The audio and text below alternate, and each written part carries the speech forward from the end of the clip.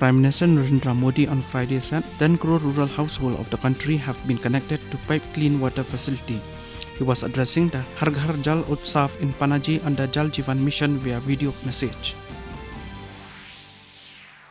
The Central Bureau of Investigation (CBI) on Friday carried out searches at different locations in Delhi NCR, including the residence of Delhi Deputy Chief Minister Manish Sisodia in the Delhi Excise Police case.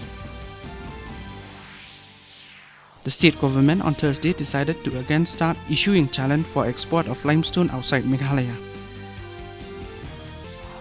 Union Home Minister Amit Shah has asked the Director Generals of Police of border states to keep a watchful eye on the demographic changes taking place in border areas.